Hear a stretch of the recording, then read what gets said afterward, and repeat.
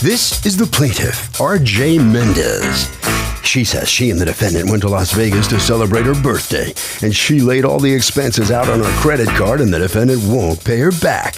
She promised she'd reimburse her when they returned from the trip, but hasn't, and she has no other choice but to sue here and now for not fulfilling her promise. She's suing for $218.40, the amount she's owed.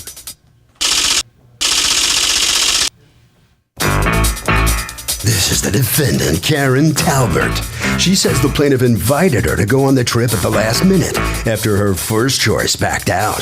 She made it quite clear she didn't have the money to go, but the plaintiff insisted and never mentioned anything about having to pay her back. The only reason she's suing now is because she wants a boob job and needs the money to pay for it. She's accused of going bust.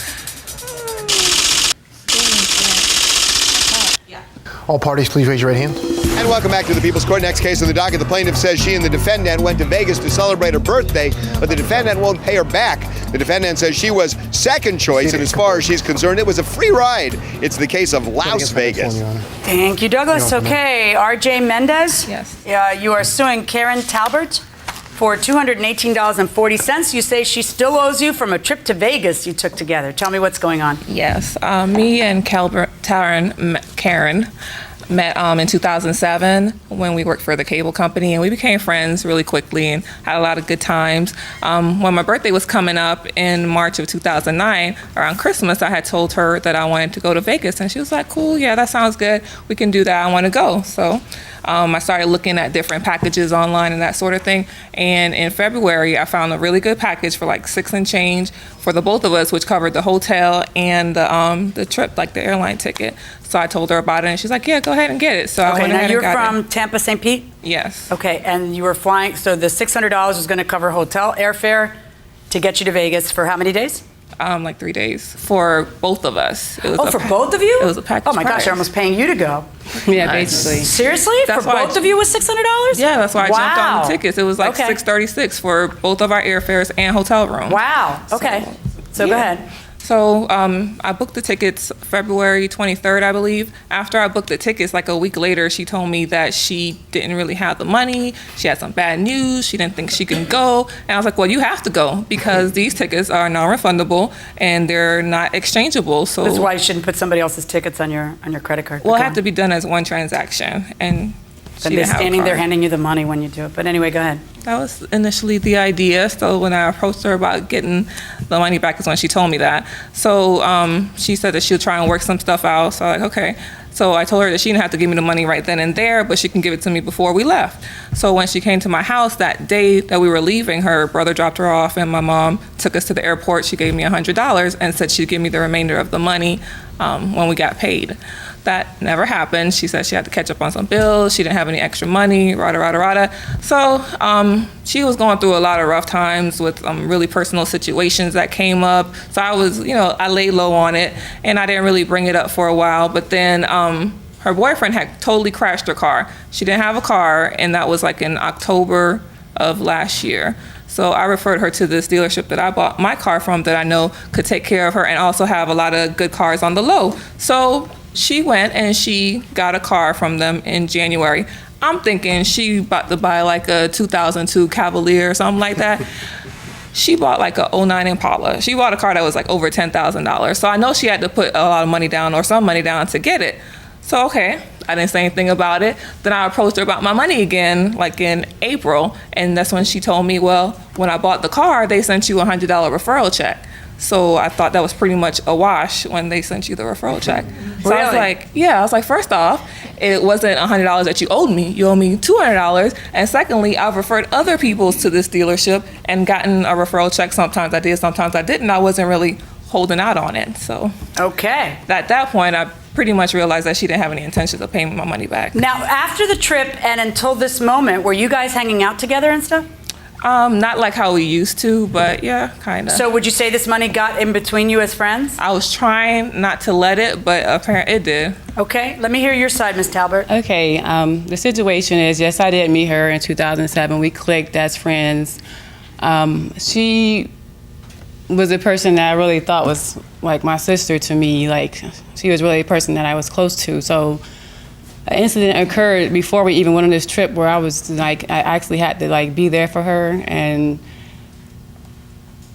for her to be bringing me here for this. Well, she says you owe her $218 and won't pay her, and it's the only way she can get your attention is to sue you. No, the thing is that we've been hanging out, going to the clubs. She's been going with me to my poetry shows. She never mentioned anything about money. She's been by my side when my brother passed away, when I had my baby. She's been there every day, like been there for me, calling me, trying to make sure I'm okay, which, I understand I was going through a bad time in my life, but she never was mentioning the money the way she's saying that she's mentioning the money. She never. Well, but let me just ask you this. Did you owe her the money? I don't feel like I owe her no money because Why not? I did not. First of all, when she asked me to go, she practically begged me to go. I always told her I did not want to go because I did not have the finances. I have kids. I did not want to just drop what I was doing with my kids to go to I did not want to go to Las Vegas due to a situation that happened like prior where she got drunk and I had to basically look for her the whole night.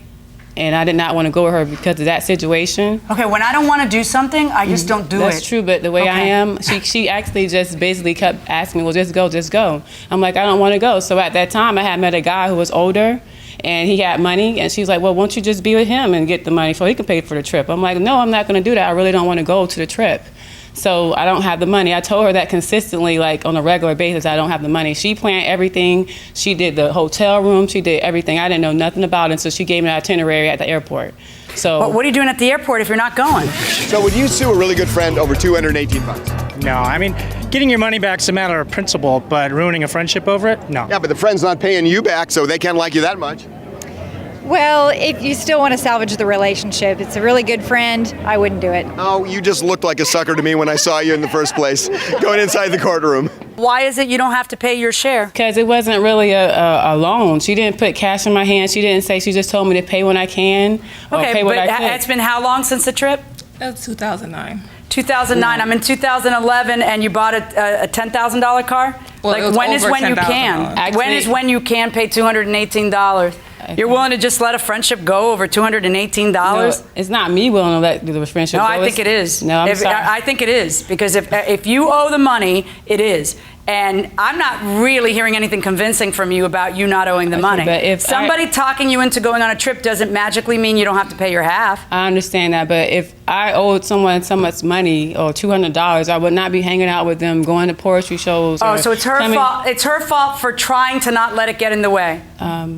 No, I'm not saying that. What I'm saying Sounds like is that's what you're saying. that she never mentioned the money. She never. I don't think that she thought you could pay it, so she saw you buying a $10,000 No, car. that- Then I it had started to eat her up inside. I had to get a car. That's fine, but you got a nice, expensive car. Now she's starting to think, I can't believe I let that 200. I haven't been hawking her about it, thinking that she can't pay it.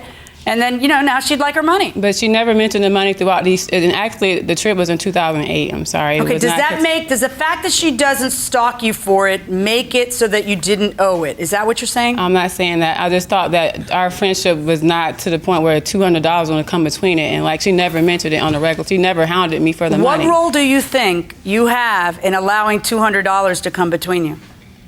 I didn't think about it like that because I was going through a lot at the time. Maybe that's why she was nice enough not to mention it. And she figures you're healed.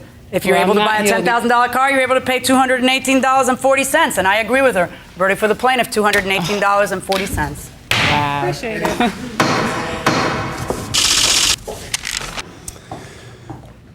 Well, so coming out on the losing end of this case, what's your reaction to this? Well, it's not about winning or losing. It's about the fact that, I really consider her a friend, and for $200 to become... Why would a friend drag you into court and try to get this money out of you? Especially when she knows I've been going through a lot. I wonder that, too. You don't know why? I don't know. I didn't think that it would be this serious, where she already know I'm going through a lot of personal issues already, and this is just another stab in my back, so... Yeah, so it makes no sense to you that she would try to get this money out of you? You have no clue why? I have clue. It's somewhat petty, but we could have handled it at home. Oh, all right. All right, ma'am, if you would. Just head right around the corner there. Thank you. All right, so step on in here. I feel a little taller all of a sudden. What's you feeling on this? I'm just happy I have my money. she keeps saying that she doesn't have the money, but she has new hair, new shoes, new clothes all the time, but I can't get $200 back. I think that she was the one that put the money in the way of our friendship. And you think it was worth suing her for a couple of $100s and breaking up this friendship this way? At this point, I did, because when she sent me the text message that she thought the $100 referral check was a wash, I really figured at that point she really was never going to pay my money. So you get a little money. What are you going to do with it? Buy a purse. Harvey? Okay, Kurt, everybody thinks it's so tricky and uncomfortable when you loan a friend money. What do you do to establish that it's a loan and getting the money back? Even if you don't have them sign an IOU, what you should do is send them an email just saying, thanks, I was happy to loan you the money and, you have to pay me back, but you can wait 2 months. It will help the relationship.